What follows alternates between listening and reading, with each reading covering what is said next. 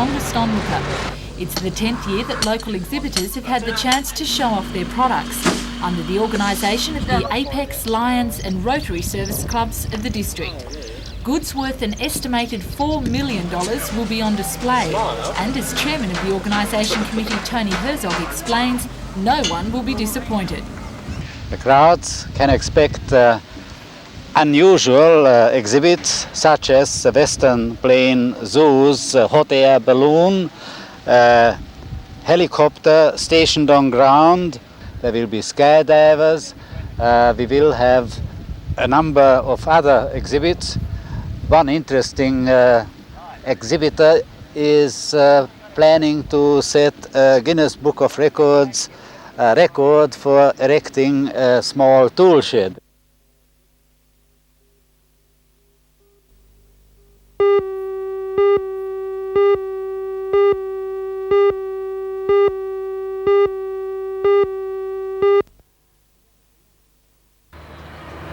Today at the Lambton Bowling Club they held the Newcastle Maitland Regional Schools Champion of Champions tournament. None of the players was over 18 years old, but they played the game with the skill of their elders and even displayed some of their mannerisms. 11 high school champion bowlers were on the mats when the knockout competition started this morning.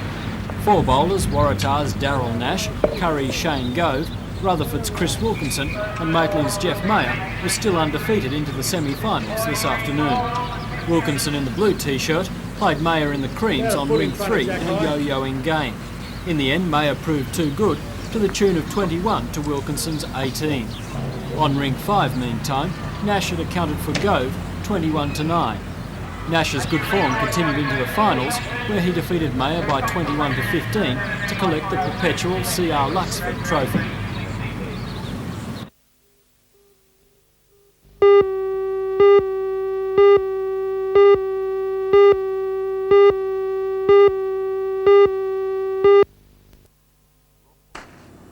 Rock bolting is an unusual sport but appropriate in this coal mining area. The long iron bolts are normally driven into the roof of the mine as a structural support. After drilling the hole, the bolt is fixed with a powerful epoxy resin.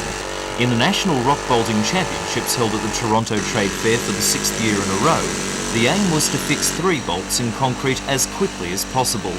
32 two-man teams entered from coal mining regions all over the state, but it was the local entries that did best. The final was a tense affair between the Mayuna Colliery team with Gary Dawson and Neville McLaughlin and Currumbong Colliery's Jeff Craft and John Bridge. In a flurry of slurry and noise, Mayuna Colliery drove home the bolts first by a small but comfortable margin. They won $2,000 in prize money and the perpetual trophy. The Currumbong team had to commiserate with only $1,000.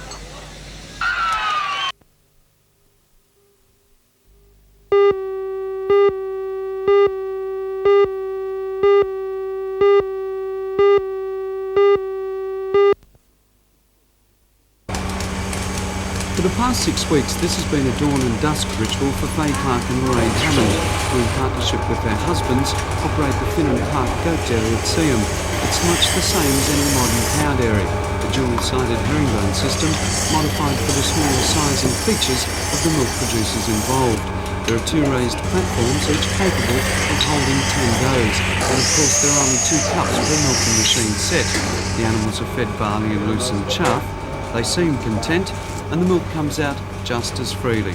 It was over Christmas drinks that the families decided to try their hand at milking goats for the local market, and now Finnan Park, fully inspected by health authorities, has a herd of around 40 does in milk, mainly the familiar white Saanens, but also a few British Alpines and Toggenburgs. Dairy goats such as these are very efficient converters of grass into milk. In fact, they're probably better at the job than cows. The milk they produce, though, is slightly different to cow's milk. It has a different nutritional value. It has known medical qualities that cow's milk doesn't have, and yet goat's milk isn't half as popular as cow's milk. If we lived in Mediterranean or Middle East countries, goat's milk would be a staple part of our diet, but not so in Australia, and that's probably one of the biggest problems facing the dairy goat farmer these days. The problem with goat's milk is there's a lot of misconceptions about what it actually should taste like. A lot of people think that because it has such high nutritional value, it should taste slightly off. Now, that is not the case. The milk we're producing here and the milk produced by reliable and reputable producers, for all the world, tastes exactly the same as cow's milk. But it does have considerable nutritional and health advantages over actual cow's milk. What the Clarks and Hammonds would like to see is more people at least giving goat's milk a taste test. Finn & Park's milk will be marketed like this for the time being, and if there is a sufficient demand, the herd will be expanded and new packaging introduced. An investment of $60,000 so far, it's a venture with plenty of potential, but which only the public's reaction will determine.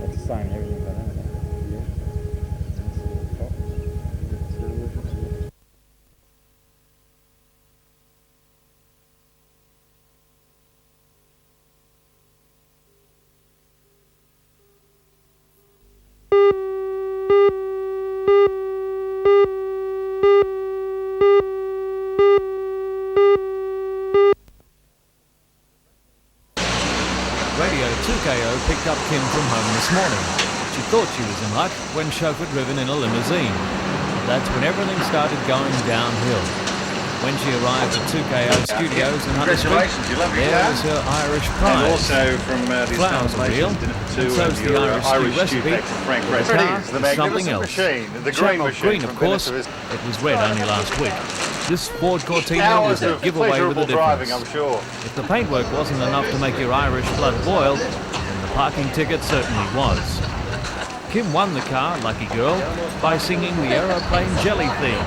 Do you have any Irish blood in you? No, not a drop. Do you understand all this St Patrick's Day? No, not really. It's just a day for going out and drinking, I think. Is that what you'll be doing now?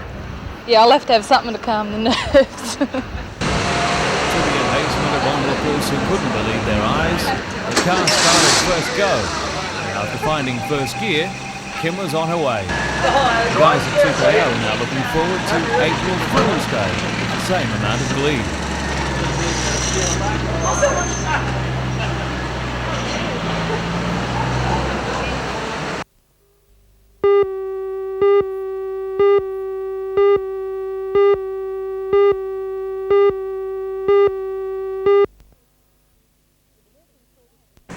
With the nursing shortage dispute in Sydney set to widen, there could be problems here in Newcastle as the Mater Hospital takes Sydney's overflow because they put out the house full signs and said for the time being, no more. Join Ray Deneen and Anna Manzoni for all the news tonight at 6.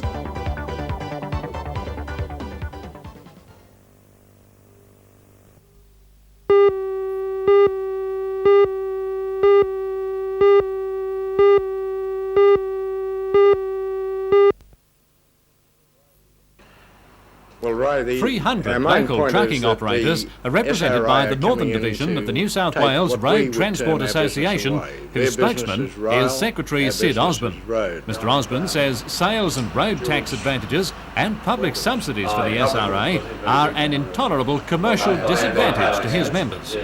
We think it's unfair. We think they should stick to what they know better, and we'll stick to what we know. Of course, Mr Hill has said that the railways must do this sort of thing to preserve the jobs within its own organisation.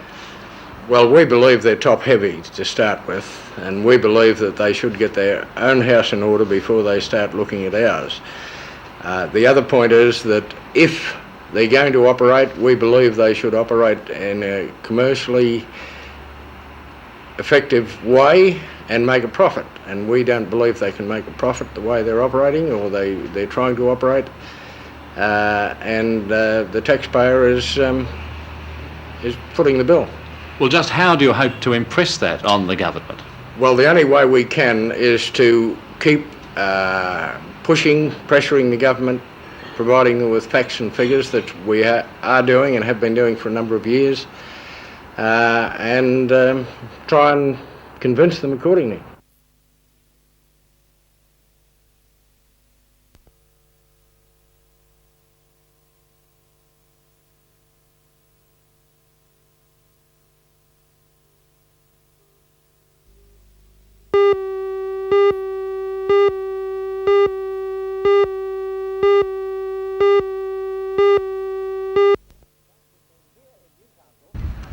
Here in Newcastle, far from being adversely affected by the ructions taking place in other cities, the Newcastle Operations Manager of the Westpac Rescue Service, John Skeen, says the service here is going from strength to strength. In fact, Mr Skeen says he's hopeful within the next fortnight of announcing additional sponsorship, which will enable the outright purchase of a helicopter for the service. The helicopter will be purchased from funds raised by the community for a community-based helicopter. This aircraft will be owned and operated by the Newcastle Helicopter Rescue Service, and the reason why that decision hasn't been made earlier is, well, two reasons. Firstly, because we haven't had enough funds to actually purchase the aircraft we would like, and secondly, because we've been doing appraisals of various aircraft types, and we can't make a commitment on behalf of the community to purchase a particular type of aircraft and find that it's not going to fulfil the role that we require.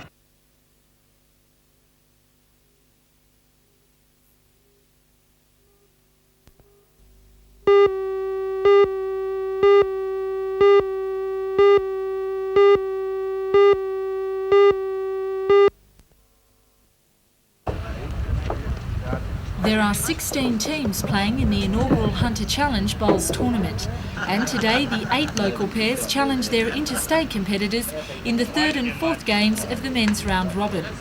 4 of the teams are from Newcastle, and there's 1 each from the Manning, the Central Coast, the Hunter and the Upper Hunter. Reigning international pairs champions, Newcastle's Barry Salter and Darby Ross, are among the Hunter field, competing against the best players from each state, including the ACT and the Northern Territory. In the Ladies' Invitation Challenge, Illawarra's world singles champion Merle Richardson competed against Newcastle entrant Faye Craig, and it was to be an exciting and close game, with both players 13 all at 17 ends, 27 all at 34 ends. But it was Richardson's last bowl in which she played the shot to win the game 31-30. Tomorrow, 2 sets in the women's singles will be played, with locals Eve Wilshire and Dorothy Roach representing the Newcastle side. On Friday, the best 4 teams will begin the playoffs for the semi-finals on Saturday afternoon, culminating in the Hunter Challenge finals on Sunday.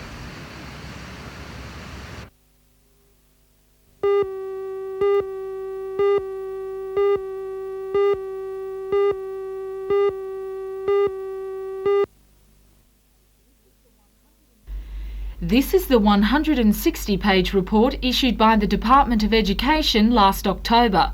It outlines future policies aimed at increasing teacher efficiency by introducing new programs into government schools.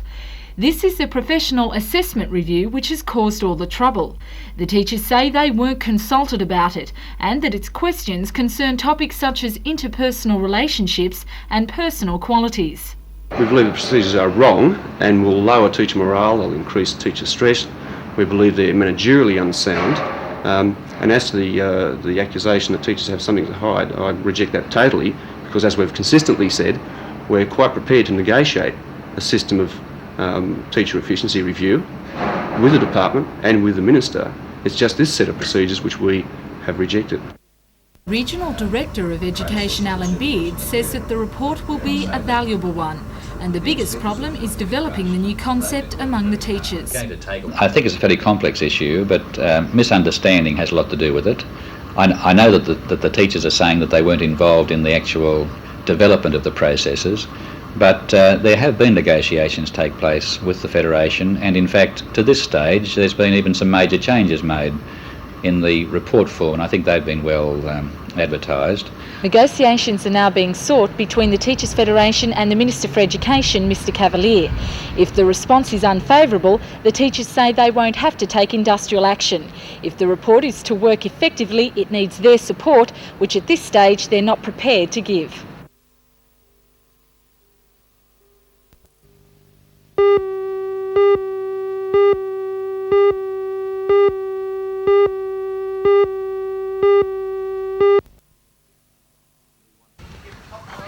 The 150 New Gas outdoor staff met at National Park at 7:30 this morning to hear 4 proposals to end the dispute.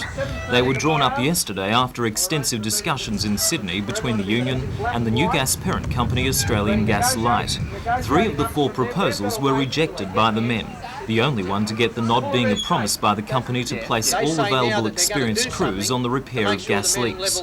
Two major sticking points remain. The union wants outdoor crews increased from 2 men to 3 and wants the company to stop using contractors on live gas work. The men say the contractors are inexperienced in live gas repair and are only making worse the backlog of unrepaired leaks. The union asserts the leaks have become out of hand since the company converted from town to natural gas, which runs at a higher pressure. New Gas says the public has nothing to worry about and that the backlog will be cleared within 2 to 3 weeks. Meanwhile, the union is continuing its work bans and is calling on members in Sydney to impose similar bans. New Gas says it will continue discussions with the union.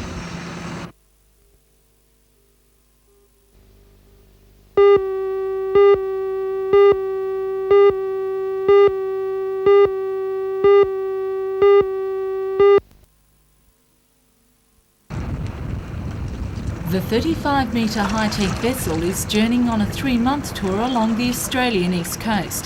The $2 million ferry was built in Perth 2 years ago by Ansett Hotels and Resorts. Travelling at a top speed of 32 knots, she can carry 120 passengers with lounges and cocktail bars on board.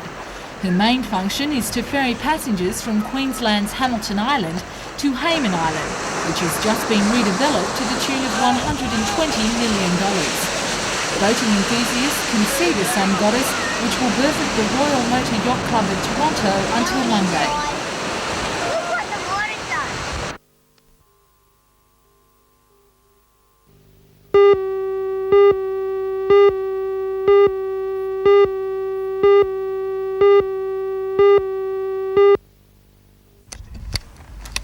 With a $2.5 million grant from the state government and 12 months construction work, the centre now stands completed.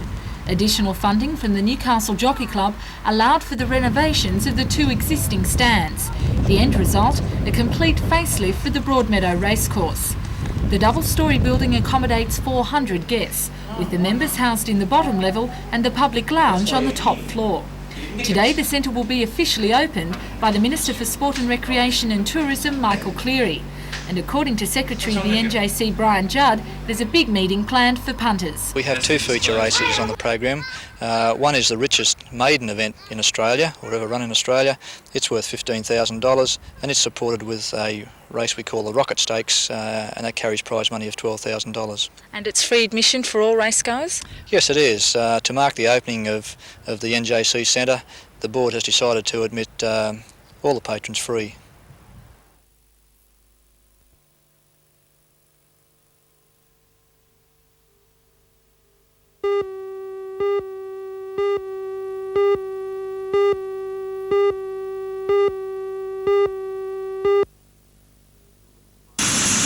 Police, firemen and ambulance crews who arrived on the scene after the accident at 8 this morning were confronted with the crushed remains of a Nissan sedan, which had collided with the front of an ambulance. The extremely heavy impact killed all 3 in the car instantly, a young woman and 2 children. The ambulance driver, also a young woman, suffered a broken arm and lacerations and was flown to Royal Newcastle Hospital by helicopter. At first it was thought only 2 were dead, until rescue crews discovered the body of a child wedged between the front and rear seats of the car. The child in the front passenger seat took the brunt of the impact, and it took the police rescue squad more than an hour and a half to free the body. At this stage, the cause of the accident is not known.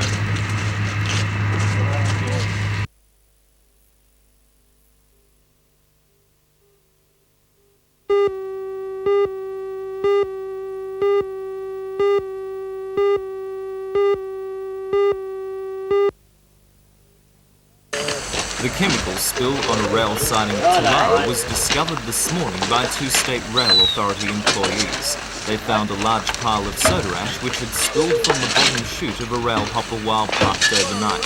The State Rail Authority believes someone tampered with the hopper. The 2 rail employees suffered skin irritations from the soda ash, which is used as a base for soap products. Firemen are now working to shovel away the mess.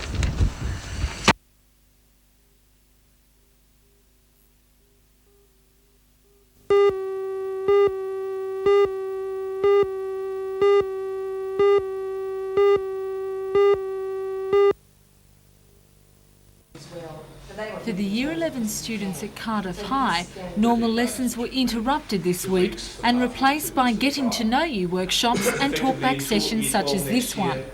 It's hoped that the 3-day senior orientation camp at Glenrock Lagoon will help students adjust to their new senior environment. It's a scheme that's supported by the Education Department, but organised through school counsellors and teachers, with one important aim. Social learning is important, and to be a happily socially adjusted person, I think, is a very high priority, whereas the academic side is taken care of at school. Well, we can do more in the social area. For the students, it's a new experience in finding out more about others and, more importantly, themselves. Oh, I've become more open to a lot more people, come to know a lot more people a lot better. I feel better about myself. I feel better communicating with teachers and other people. Do you think that barriers that may have existed before have been broken down? Not totally, but mostly I'd say, because it brings you closer together with just mixing with with the people that you like away from the school environment. And like any other camp, it's had its problems. A lot of the people that complain about the food, but that's just one of those things.